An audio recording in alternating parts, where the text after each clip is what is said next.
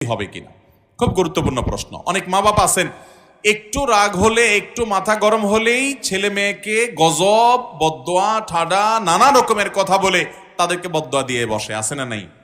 খুব খারাপ কথা, কথায় কথায় বদদোয়া দেওয়া এটা ভালো জিনিস না, কিন্তু আবার মা বাবার বদদোয়া সন্তানের জন্য খুব ডেঞ্জারাস বিষয়।